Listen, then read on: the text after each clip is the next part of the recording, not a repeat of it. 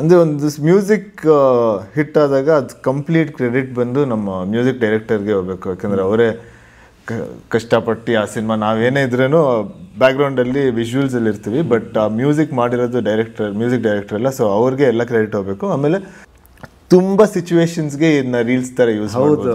ಹೌದು. So actually ಇದರಲ್ಲಿ ಒಂದು ಡ್ಯಾನ್ಸ್ ಸ್ಟೆಪ್ಪು ಆ ಥರ ಏನಿಲ್ಲ.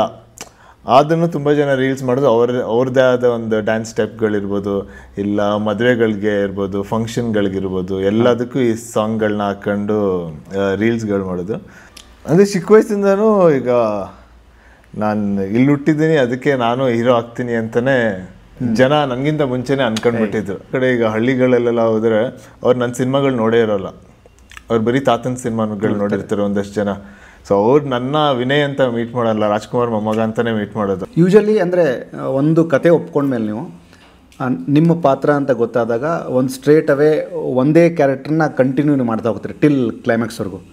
ಯಾವಾಗ ಒಬ್ಬ ವ್ಯಕ್ತಿ 2-3 ಡೈಮೆನ್ಷನಲ್ಲಿ ಅದು ಬಾಡಿ ಟ್ರಾನ್ಸ್ಮಿಷನ್ ಆಗಿರ್ಬೋದು ಅಥವಾ ಗೆಟಪ್ಗಳು ಚೇಂಜ್ ಆದಾಗ ಆ್ಯಸ್ ಅ ಆರ್ಟಿಸ್ಟ್ ಆಗಿ ನೀವೆಲ್ಲ ಆ ಪ್ರಿಪ್ರೇಷನ್ ಮೋಡ್ ಹೇಗೆ ಕ್ರಿಯೇಟ್ ಮಾಡ್ಕೋತೀರಾ ಪ್ಲೇಸಲ್ಲಿ, ಆ ಒಂದು ಶೂಟಿಂಗ್ ಸ್ಪಾಟಲ್ಲೆಲ್ಲ? ಗೆಟಪ್ ತುಂಬ ಚಿಕ್ಕ ವಯಸ್ಸಿನ ಗೆಟಪ್ಪು, ಗಡ್ಡ ಬಿಟ್ಟಿರ್ತೀರ, ಒಂದು ಕಡೆ ದಪ್ಪ, ಈ ಥರದ್ದೆಲ್ಲ ಚೇಂಜ್ ಆಗ್ತಾ ಹೋಗೋದಲ್ಲ, ಇದರಲ್ಲಿ ಹೇಗಾಯಿತು ಅಂತ? ಅಂದರೆ ಇದರಲ್ಲಿ ಈ ಡೈರೆಕ್ಟರ್ನ ಇನ್ಪುಟ್ಸ್ ತುಂಬ ಇರುತ್ತೆ. ಆಮೇಲೆ ಕತೆ ಸ್ಕ್ರಿಪ್ಟ್ನ ತುಂಬ ಸಲ ಓದಿರ್ತೀವಿ. ಈಗ ಈ ಕ್ಯಾರೆಕ್ಟರ್ದು ಲೈನ್ಸ್ ಒಂಥರ ಬರೆದಿರ್ತಾರೆ, ಇನ್ನೊಂದು ಕ್ಯಾರೆಕ್ಟರ್ ಲೈನ್ಸ್ ಇನ್ನೊಂದು ಥರ ಬರೆದಿರುತ್ತೆ. ಸೊ ಆ ಲೈನ್ಸ್ ಓದ್ತಾ ಹೋಗ್ತಾ ಹೋಗ್ತಾ ಅದಕ್ಕೆ ಹಂಗೆ ಅಡಾಪ್ಟ್ ಆಗ್ಬಿಡುತ್ತೆ. ಈ ಕ್ಯಾರೆಕ್ಟರ್ಗೆ ಈ ಲೈನ್ಸು ಅಂದರೆ ಈ ಥರ ಹೇಳಬೇಕು, ಈ ಕ್ಯಾರೆಕ್ಟರ್ಗೆ ಈ ಥರ ಹೇಳಬೇಕು. ಅದೊಂದು ಮೈಂಡಲ್ಲಿ ಅದು ಅವೇರ್ ಆಗಿದ್ರೆ ಹೇಳ್ಬಿಡ್ಬೋದು ಅಂತ ಅನ್ಸುತ್ತೆ. ಜೊತೆಗೆ ಒಂದೊಂದಿತ್ತು ಕಾಲ ಸಾಂಗು ತುಂಬ ಚೆನ್ನಾಗಿ ರೀಚ್ ಆಗಿದೆ. ಅಂದರೆ ಆ ಮುಂಗಾರು ಮಳೆಯಲ್ಲಿ ಸಾಂಗು ಅಂದರೆ ನಾನು ನೆನಪಿದೆ ಇವತ್ತು GT ಮಾಲಲ್ಲಿ ಆ ಸಾಂಗನ್ನು ನೀವು ಅದು ಡಿಸ್ಪ್ಲೇ ಮಾಡಿದ ನಂತರ ಅವತ್ತಿನ ನಂತರವೂ ತುಂಬ ಕಡೆ ರೀಲ್ಸ್ ಆಗಿದೆ ಅದು ಸಾಂಗು. ಆ ಲಿರಿಕ್ಸ್ ಕೂಡ ಕ್ಯಾಚಿ ಆಗಿದೆ, ಆ ರಿದಮ್ ಹಂಗೆ ಇದೆ, ಸಣ್ಣ ಸಣ್ಣ ವಿಜುವಲ್ಸ್ ಕೂಡ ವಾವ್ ಅನ್ನುವಂಥ ಆಗಿದೆ. ಈ ಥರದ ಕ್ರೇಜು ಒಂದು ಸಿನಿಮಾ ತಂಡವಾಗಿ ಸಿನಿಮಾ ಕಲಾವಿದರಾಗಿ ನೀವು ಜನರಿಗೆ ಕೊಡ್ತೀರಾ, ಜನ ಅದನ್ನು ರಿಸೀವ್ ಮಾಡ್ತಾರೆ. ಹೋದಲ್ಲೆಲ್ಲ ಅದನ್ನು ನೀವು ಕೇಳಿದಾಗ ನಿಮ್ಗೆ ಹೇಗೆ ಅದನ್ನೆಲ್ಲ ರಿಸೀವ್ ಮಾಡೋಕ್ಕೆ ಸಾಧ್ಯ ಆಗುತ್ತೆ ಆಡಿಯನ್ಸ್ ಪರ್ಸ್ಪೆಕ್ಟಿವ್? ಅಂದರೆ ಒಂದು ಮ್ಯೂಸಿಕ್ ಹಿಟ್ ಆದಾಗ ಅದು ಕಂಪ್ಲೀಟ್ ಕ್ರೆಡಿಟ್ ಬಂದು ನಮ್ಮ ಮ್ಯೂಸಿಕ್ ಡೈರೆಕ್ಟರ್ಗೆ ಹೋಗಬೇಕು. ಯಾಕಂದರೆ ಅವರೇ ಕಷ್ಟಪಟ್ಟು ಆ ಸಿನಿಮಾ ನಾವೇನೇ ಇದ್ರೂ ಬ್ಯಾಕ್ಗ್ರೌಂಡಲ್ಲಿ ವಿಜುವಲ್ಸಲ್ಲಿ ಇರ್ತೀವಿ, ಬಟ್ ಆ ಮ್ಯೂಸಿಕ್ ಮಾಡಿರೋದು ಮ್ಯೂಸಿಕ್ ಡೈರೆಕ್ಟರ್ ಅಲ್ಲ. ಸೊ ಅವ್ರಿಗೆ ಎಲ್ಲ ಕ್ರೆಡಿಟ್ ಹೋಗಬೇಕು. ಆಮೇಲೆ ಶಿತ್ ಶ್ರೀರಾಮ್ ಅವರ ವಾಯ್ಸ್, ಅವ್ರಿಗೆ ತುಂಬ ಫ್ಯಾನ್ ಫಾಲೋಯಿಂಗ್ ಮೊದಲೇ ಇದೆ. ಆಮೇಲೆ ಈ ಸಾಂಗ್ ಟ್ಯೂನು ಅಷ್ಟೇ ಚೆನ್ನಾಗಿದೆ. ಆಮೇಲೆ ಲಿರಿಕ್ಸ್ ಕೂಡ ಅಷ್ಟೇ ಚೆನ್ನಾಗಿದೆ. ತುಂಬ ಸಿಂಪಲ್ ಲಿರಿಕ್ಸ್, ಎಲ್ಲರಿಗೂ ಬಾಯಿಗೆ ಬರುತ್ತೆ ಈ ಲಿರಿಕ್ಸ್ಗಳು. ಸೊ ಅದರಿಂದ ತುಂಬ ಜನಕ್ಕೆ ರೀಚ್ ಆಯಿತು ಅಂತ ಅನಿಸುತ್ತೆ. ಆಮೇಲೆ ಈ ಸಾಂಗ್ನ ಏನು ಮಾಡ್ಬೋದು ಅಂದರೆ ತುಂಬ ಸಿಚುವೇಶನ್ಸ್ಗೆ ಇದನ್ನ ರೀಲ್ಸ್ ಥರ ಯೂಸ್ ಮಾಡ್ಬೋದು. ಹೌದು. ಸೊ ಆ್ಯಕ್ಚುಲಿ ಇದರಲ್ಲಿ ಒಂದು ಡ್ಯಾನ್ಸ್ ಸ್ಟೆಪ್ಪು ಆ ಥರ ಏನಿಲ್ಲ. ಅದನ್ನು ತುಂಬ ಜನ ರೀಲ್ಸ್ ಮಾಡೋದು ಅವ್ರದ್ದೇ ಆದ ಒಂದು ಡ್ಯಾನ್ಸ್ ಸ್ಟೆಪ್ಗಳಿರ್ಬೋದು, ಇಲ್ಲ ಮದುವೆಗಳಿಗೆ ಇರ್ಬೋದು, ಫಂಕ್ಷನ್ಗಳಿಗಿರ್ಬೋದು, ಎಲ್ಲದಕ್ಕೂ ಈ ಸಾಂಗ್ಗಳನ್ನ ಹಾಕ್ಕೊಂಡು ರೀಲ್ಸ್ಗಳು ಮಾಡೋದು. ಸೊ ಆ ಥರ ನಾನು ಇನ್ಸ್ಟಾಗ್ರಾಮಲ್ಲಿ ನೋಡಿದಾಗ ಇಲ್ಲ ರೇಡಿಯೋಲ್ಲಿ ಸಾಂಗ್ ಪ್ಲೇ ಆದಾಗ ಅದೆಲ್ಲ ಕೇಳಿದಾಗ ಒಂಥರ ಖುಷಿ ಆಗುತ್ತೆ. ನಮ್ಮ ಸಿನಿಮಾದೊಂದು ಸಾಂಗ್ ಈ ಥರ ಹಿಟ್ ಆಗಿದೆ ಅಂತ ಖುಷಿ ಆಗುತ್ತೆ. ಅದಿತಿ ಪ್ರಭುದೇವ ಅವ್ರದ್ದು ಒಂದಷ್ಟು ವಿಜುವಲ್ಸ್ ನೋಡಿದಾಗ ಅಂದರೆ ಯಾವಾಗ ಒಬ್ಬ ಸ್ಟಾರ್ ಒಬ್ಬ ನಟನಿಗೆ ಕಾಂಬಿನೇಷನ್ ಆಗಿ ಬರುವಂತಹ ಪಾತ್ರ ಕೂಡ ಅಷ್ಟೇ ಸಾಲಿಡಾಗಿ ಪರ್ಫಾರ್ಮ್ ಮಾಡಿದಾಗಲೇ ಅದಕ್ಕೊಂದು ಬೇರೆ ಥರ ತೂಕ ಬರುತ್ತೆ. ಕರೆಕ್ಟು. ಇದು ನಾವು ನೋಡಿದಂಥ ವಿಜುವಲ್ಸಲ್ಲಿ ಕಾಣಿಸ್ತಿದೆ. ಅಂದರೆ ಅದಿತಿ ಪ್ರಭುದೇವ ಕೂಡ ಫಂಟಾಸ್ಟಿಕ್ ಆಗಿ ನಿಮ್ಮ ಜೊತೆ ಕೊಲಾಬ್ರೇಟ್ ಆಗಿದ್ದಾರೆ ಈ ಸಿನಿಮಾದಲ್ಲಿ ಅನಿಸ್ತಿದೆ. ಹೌದು. ಒಂದಷ್ಟು ಕಲಾವಿದರ ಬಗ್ಗೆ ಮಾತಾಡೋದಾದ್ರೆ ಅದಿತಿ ಪ್ರಭುದೇವ ಅವರು ಕೂಡ ತುಂಬ ಚೆನ್ನಾಗಿ ಮಾಡಿದ್ದಾರೆ. ಆಮೇಲೆ ಅವರು ತುಂಬ ಎಕ್ಸ್ಪೀರಿಯನ್ಸ್, ತುಂಬ ಆ್ಯಕ್ಚುಲಿ ಆ ಟೈಮಲ್ಲಿ ಆಗಲೇ ತುಂಬ ಸಿನಿಮಾಗಳು ಮಾಡಿಬಿಟ್ಟಿದ್ರು ಅವರು ಆಗಲೇ. ಆಮೇಲೆ ಅವ್ರು ತುಂಬ ಲೈವ್ಲಿ, ತುಂಬ ಮಾತಾಡ್ತಾರೆ, ತುಂಬ ಎಕ್ಸ್ಪ್ರೆಸಿವ್. ಸೊ ಅವ್ರ ಜೊತೆ ಆ್ಯಕ್ಟ್ ಮಾಡೋಕ್ಕೆ ಅದೊಂಥರ ಇನ್ನೂ ಈಸಿ ಆಗುತ್ತೆ, ಇನ್ನೂ ಖುಷಿ ಆಗುತ್ತೆ. ತುಂಬ ಚೆನ್ನಾಗಿತ್ತು. ಆಮೇಲೆ ಅರುಣಾ ಬಾಲರಾಜ್ ಅವರು, ಸೊ ಅವ್ರ ಜೊತೆ ಇದು ನನ್ನ 3ನೇ ಸಿನಿಮಾ. ಸೊ ಅವ್ರ ಜೊತೆ ಮಾಡೋಕ್ಕೂ ತುಂಬ ಖುಷಿ ಆಯಿತು, ತುಂಬ ಚೆನ್ನಾಗಿತ್ತು ಅವ್ರ ಜೊತೆ. ಒಂದಷ್ಟು ಕಾಂಬಿನೇಷನ್ ಪಾಯಿಂಟ್ ಆಫ್ ವ್ಯೂ ಇದು ಕೂಡ ಮ್ಯಾಟ್ರ್ ಆಗುತ್ತೆ. ಅಂದರೆ ತುಂಬ ಸಲ ಅವ್ರ ಜೊತೆ ಆ್ಯಕ್ಟ್ ಮಾಡಿರ್ತೀವಲ್ಲ, ಅಷ್ಟು ಆ ಕಂಫರ್ಟ್ ಝೋನ್ ಒಂದಿರುತ್ತೆ. ಸೊ ಅವ್ರ ಜೊತೆ ಚೆನ್ನಾಗಿತ್ತು. ಆಮೇಲೆ ನಮ್ಮ ಕಡ್ಡಿಪುಡಿ ಚಂದ್ರು ಅವರು ಒಂದು ರೋಲ್ ಮಾಡಿದ್ದಾರೆ, ಒಂದು ಕಾಮಿಕಲ್ ರೋಲ್ ಮಾಡಿದ್ದಾರೆ, ಪ್ರೊಡಕ್ಷನ್ ಮ್ಯಾನೇಜರ್ ಥರ. ಸೊ ಅವ್ರ ರೋಲು ಆ್ಯಕ್ಚುಲಿ ಇಡೀ ಸಿನಿಮಾ ತುಂಬ ಮಜಾ ಕೊಡುತ್ತೆ ಅವ್ರ ರೋಲು. ಆಮೇಲೆ ನಿಶಾ ಅವರು ಇನ್ನೊಂದು ಕ್ಯಾರೆಕ್ಟರ್ ಮಾಡಿದ್ದಾರೆ. ಅವ್ರ ಕ್ಯಾರೆಕ್ಟರ್ ತುಂಬ ಇನ್ನೋಸೆಂಟ್ ಆಗಿ ಒಂದು ಚಿಕ್ಕ ಹುಡುಗಿ ಥರ ಆ್ಯಕ್ಟ್ ಮಾಡಿದ್ದಾರೆ. ಅದು ತುಂಬ ಚೆನ್ನಾಗಿ ಬಂದಿದೆ. ಜೊತೆಗೆ ಈ ಟೈಟ್ಲು ಹೇಗೆ ಕನೆಕ್ಟ್ ಆಗುತ್ತೆ ನಿಮ್ಮ ಪ್ರಕಾರ? ಫಾರ್ ಎಕ್ಸಾಂಪಲ್ ನಾನು ಜನರಾಗಿ ಹೇಳ್ತಾ ಹೋಗ್ತೀನಿ. ಸಿದ್ಧಾರ್ಥ ಅಂದರೆ ಅದೊಂದು ಬೇರೆ ಥರದ್ದು ಬಂತು. ಫಾರ್ ಎಕ್ಸಾಂಪಲ್ ಈಗ ಪೆಪ್ಪೆ ಬಂತು, ಈಗ ಗ್ರಾಮಾಯಣ ನೆಕ್ಸ್ಟ್ ಬರ್ತಿದೆ. ಈ ಟೈಟ್ಲ್ ಕೂಡ ಆಡಿಯನ್ಸನ್ನು ಥಿಯೇಟ್ರಿಗೆ ವೆಲ್ಕಮ್ ಮಾಡೋಕ್ಕೆ ಎಷ್ಟು ಪ್ಲಸ್ ಆಗುತ್ತೆ ಒಂದು ಸಿನಿಮಾದ ಟೈಟ್ಲು ನಿಮ್ಮ ಪ್ರಕಾರ? ಕರೆಕ್ಟಾ, ತುಂಬ ಪ್ಲಸ್ ಆಗುತ್ತೆ. ಈಗ ಒಂದು ಟೈಟ್ಲ್ ತುಂಬ ಸಿಂಪಲ್ ಆಗಿರ್ಬೇಕು, ಅವಾಗಲೇ ಜನರ ಬಾಯಲ್ಲಿ ಅದು ಉಳಿಯೋದು, ಇಲ್ಲ ಮನಸ್ಸಲ್ಲಿ ಯಾವಾಗಲೂ ಉಳಿಯೋದು. ಆಮೇಲೆ ಇನ್ನೊಬ್ರಿಗೆ ಹೇಳೋಕ್ಕೂ ತುಂಬ ಈಸಿ ಆಗುತ್ತೆ.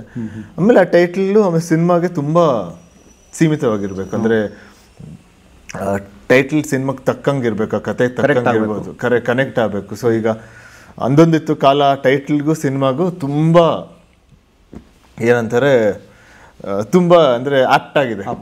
ಹಾಂ, ಸೊ ಈಗ ಈ ಸಿನಿಮಾ ನೋಡಿದಾಗ ಅಂದೊಂದಿತ್ತು ಕಾಲ ಕರೆಕ್ಟ್ ಆಗಿದೆ ಟೈಟಲ್ ಅಂತ ಹೇಳ್ತಾರೆ. ಆಮೇಲೆ ಆಗಿನ ಕಾಲದ ಥಿಯೇಟರ್ ಸೆಟಪ್ಗಳಿರ್ಬೋದು, ಮುಂಚೆ ಸ್ಕೂಲ್ ಟೈಮಲ್ಲಿ ಮಕ್ಕಳು ಹೇಗಿರ್ತಾಯಿದ್ರು, ಆಮೇಲೆ ಆವಾಗ ಅವ್ರ ಒಂದು ಲವ್ ಸ್ಟೋರಿ ಹೇಗಿರ್ತಾಯಿತ್ತು, ಆ ರಿಲೇಷನ್ಶಿಪ್ಸ್ ಹೇಗಿರ್ತಾಯಿತ್ತು, ಅದೆಲ್ಲ ಈ ಸಿನಿಮಾದಲ್ಲಿ ಕಾಣಿಸುತ್ತೆ. ಒಂದು ಚಿಕ್ಕ ಮಕ್ಳದ್ದು ಒಂದು ಸಾಂಗ್ ಕೂಡ ಇದೆ, ವಿಜಯ್ ಪ್ರಕಾಶ್ ಅವರು ಹಾಡಿದ್ದಾರೆ. ಅದಿನ್ನೂ ರಿಲೀಸ್ ಮಾಡಿಲ್ಲ, ನೆಕ್ಸ್ಟ್ ರಿಲೀಸ್ ಮಾಡ್ತಾರೆ. ಸೊ ಆ ಸಾಂಗ್ ಕೇಳಿದ್ರೇ ನಿಮಗೆ ಇದು ಒಂಥರ ಟೈಟಲ್ ಟ್ರ್ಯಾಕ್ ಅದು ಅಂದೊಂದಿತ್ತು ಕಾಲ. ಅದು ಕೇಳಿದಾಗಲೇ ನಿಮ್ಗೆ ಹಳೇ ಮೆಮೊರೀಸ್ ತುಂಬ ಬರುತ್ತೆ. ಅದೇ ಕಷ್ಟ. ಈಗ ಹಳೇ ಮೆಮೊರೀಸ್ ಬಂದರೆ ನಮ್ಮ ಹುಡುಗರು ಹೆಂಗೆ ತಡ್ಕೋತಾರೆ ಅಂತ. ಈಗ ಈ ಶೂಟಿಂಗ್ ಪ್ರೊಸೆಸ್ಸಲ್ಲೆಲ್ಲ ಜನ ನಿಮ್ಮನ್ನು ನೋಡ್ತಾ ಇದ್ದ ಪರ್ಸ್ಪೆಕ್ಟಿವ್ ಹೇಗಿತ್ತು? ಫಾರ್ ಎಕ್ಸಾಂಪಲ್ ನಿಮ್ಮನ್ನು ಆ್ಯಸ್ ಅ ಹೀರೋ ಆಗಿ ಈಗ ಕಳೆದ 10 ವರ್ಷದಿಂದ ನೋಡ್ತಿದ್ದಾರೆ. 10 ವರ್ಷದ ಹಿಂದೆ ಎಸ್ ಗುರು, ರಾಘಣ್ಣವ್ರ ಮಗ, ಅಂದರೆ ದೊಡ್ಡ ಮನೆ ಮಗ, ಅಣ್ಣವ್ರ ಮೊಮ್ಮಗ, ಇದೆಲ್ಲವನ್ನು ನೀವು ಕೇಳಿಸ್ಕೊಳ್ತಾ ಇರ್ತೀರ. ಇದೆಲ್ಲವೂ ತುಂಬ ಹೆಲ್ದಿಯಾಗಿ ನೋಡ್ತಾ ಇರ್ತೀರ. ಅವರ ಪ್ರೀತಿ ನೋಡ್ತಾ ಇರ್ತೀರ. ಶೂಟಿಂಗ್ ಹೋದಾಗ ಒಂದು ಫೋಟೋ ತೊಗೊಳಕ್ಕೆ ಬಂದಾಗೆಲ್ಲ ಅವ್ರೇನೋ ನೆನೆಸ್ಕೊತಿರ್ತಾರೆ. ಇದೆಲ್ಲವೂ ಹೇಗೆ ಎಮೋಷ್ನಲಿ ಇಂಟರ್ ಕನೆಕ್ಟ್ ಆಗುತ್ತೆ ಆ್ಯಸ್ ಅ ಹ್ಯೂಮನ್ ಬೀಯಿಂಗ್ ಆಗಿ? ಅಂದರೆ ಚಿಕ್ಕ ವಯಸ್ಸಿಂದನೂ ಈಗ ನಾನು ಇಲ್ಲಿ ಹುಟ್ಟಿದ್ದೀನಿ, ಅದಕ್ಕೆ ನಾನು ಹೀರೋ ಆಗ್ತೀನಿ ಅಂತಲೇ ಜನ ನನಗಿಂತ ಮುಂಚೆನೇ ಅನ್ಕೊಂಡ್ಬಿಟ್ಟಿದ್ರು. ಅಂದರೆ ನಾನು ಅನ್ಕೊಳಕ್ಕಿಂತ ಮುಂಚೆನೇ ಜನ ಹೇಳ್ತಾ ಇದ್ರು, ನೀನು ನೆಕ್ಸ್ಟ್ ಹೀರೋ ಆಗ್ತೀಯಾ, ಎಲ್ಲ ಚಿಕ್ಕ ವಯಸ್ಸಲ್ಲೇ ಬಂದು ಫೋಟೋ ತಗೊಳ್ತಾ ಇದ್ರು. ಸೊ ಅವಾಗೆಲ್ಲ ನಮ್ಗೊಂಥರ ಆಗ್ತಿತ್ತು, ನನ್ನ ಹತ್ರ ಏನಕ್ಕೆ ಫೋಟೋ ತಗೊಳ್ತಿದ್ದೀರ, ಅಲ್ಲಿ ಚಿಕ್ಕಪ್ಪ ಇದೆ, ತಾತ ಇದೆ, ಅವ್ರ ಹತ್ರ ತಗೊಳ್ಬೇಕು, ನಾವು ಇನ್ನೂ ಏನೂ ಮಾಡಿಲ್ಲ, ಫೋಟೋ ತಗೊಳ್ಬಾರ್ದು ಅಂತ. ಇಲ್ಲ ಸುಮ್ಮನೆ ಇರಲಿ ಬಿಡಿ ಅಂತ ತಗೊಳ್ತಾ ಇದ್ರು ಅವಾಗ. ಸೊ ಅವಾಗಲಿಂದ ಅದು ಮೋಸ್ಟ್ಲಿ ಅದರಿಂದ ಸಬ್ಕಾನ್ಷಿಯಸ್ಲಿ ನಮಗೂ ಒಂದು ಆ್ಯಕ್ಟರ್ ಆಗಬೇಕು ಅಂತ ಆವಾಗಲಿಂದಾನೇ ಬಂದ್ಬಿಡ್ತು ಅಂತ ಅನಿಸುತ್ತೆ. ಸೊ ಅವಾಗ ತಗ್ಸ್ಕೊಳಕ್ಕೂ ಅದೊಂದು ಒಂದು ಡಿಫ್ರೆನ್ಸ್ ಕಾಣಿಸುತ್ತೆ. ಸೊ ಅವಾಗ ಏನಂದರೆ ಅವಾಗ ತಗ್ಸ್ಕೊಂಡು ಅಂದರೆ ಈಗಲೂ ಹೋದರೆ ಎಷ್ಟೊಂದು ಕಡೆ ಈಗ ಹಳ್ಳಿಗಳಲ್ಲೆಲ್ಲ ಹೋದರೆ ಅವ್ರು ನನ್ನ ಸಿನಿಮಾಗಳು ನೋಡೇ ಇರೋಲ್ಲ. ಅವ್ರು ಬರೀ ತಾತನ ಸಿನಿಮಾಗಳು ನೋಡಿರ್ತಾರೆ ಒಂದಷ್ಟು ಜನ. ಸೊ ಅವ್ರು ನನ್ನ ವಿನಯ್ ಅಂತ ಮೀಟ್ ಮಾಡಲ್ಲ, ರಾಜ್ಕುಮಾರ್ ಮೊಮ್ಮಗ ಅಂತಲೇ ಮೀಟ್ ಮಾಡೋದು. ಅವ್ರಿಗೆ ಏನಂದರೆ ಅವ್ರ ಸಿನಿಮಾ ನೋಡಿದ್ದೀನಿ, ಅವ್ರನ್ನ ನೋಡೋಕ್ಕಾಗಿಲ್ಲ, ನಿಮ್ಮನ್ನ ನೋಡಿದೆ, ಅದೇ ಖುಷಿ ಅಂತಲೇ ಮೀಟ್ ಮಾಡಿ. ಅದು ತುಂಬ ಜೆನ್ಯೂನ್ ಪ್ರೀತಿ. ಆಮೇಲೆ ಜಾಸ್ತಿ ಫೋಟೋ ಗೀಟೋ ಎಲ್ಲ ಅದಕ್ಕೆಲ್ಲ ಕೇಳೋದೇ ಇಲ್ಲ, ಸುಮ್ಮನೆ ನಮ್ಮ ಹಾಯ್ ಅಂದ್ಬಿಟ್ಟು ಚೆನ್ನಾಗಿದ್ದೀರಾ ಅಂದ್ಬಿಟ್ಟು ಅಷ್ಟೇ ಹೊಟ್ಟೋಗ್ಬಿಡ್ತಾರೆ. ಸೊ ಅದೆಲ್ಲ ನೋಡಿದಾಗ ತುಂಬ ಖುಷಿ ಆಗುತ್ತೆ. ಅದೇ ಒಂಥರ ಏನಂದರೆ ಅದನ್ನ ಎಕ್ಸ್ಪ್ರೆಸ್ಸೇ ಮಾಡೋಕ್ಕಲ್ಲ, ಅದೆಲ್ಲ ತಾತನಿಗೆ ಥ್ಯಾಂಕ್ಸ್ ಹೇಳಬೇಕು. ಮೇಲಾಗಿ ನನಗೆ ತುಂಬ ಕಾಡಿದ್ದು ನನಗೆ ನಿಮ್ಮ ಸಿನಿಮಾ ಜರ್ನಿಲಿ ಒಂದು ಸರಳ ಪ್ರೇಮ ಕಥೆಯಲ್ಲಿ ಬಂದಂಥ ಆ ಹಾಡು, ನೀನು ಯಾರಲ್ಲೇ ಹಾಡು, ನೀ ಯಾರು. ಈ ಹಾಡನ್ನು ನಾನು ನಿಮ್ಮನ್ನು ಮೆಚ್ಚಕ್ಕೆ ಮಾತಾಡ್ತಾ ಇಲ್ಲ, 70+ ಏಜ್ ಇರುವಂಥ ಒಂದಷ್ಟು ನಮ್ಮನೆ ಅಕ್ಕಪಕ್ಕ ಇರುವಂಥ ವಯಸ್ಸಾದಂಥ ಅಜ್ಜಿ, ಅಂದರೆ ಈ ಸಾಂಗ್ ಬಂದಾಗ ನಮ್ಮ ಕಡೆಯವರು ಎಷ್ಟು ಚಂದದ ಈ ಹಾಡು. ಹೀರೋಯಿನ್ ಮುಖನೇ ಕಾಣಿಸೋದಿಲ್ಲ, ಹೀರೋ ಒಬ್ಬರೇ ಕಾಣಿಸ್ತಾನೆ. ನಾನು ಇಲ್ಲ, ಆ್ಯಕ್ಚುಲಿ ಅವರು ವಿನಯ್ ರಾಜ್ಕುಮಾರ್ ಅಣ್ಣವ್ರ ಮೊಮ್ಮಗ.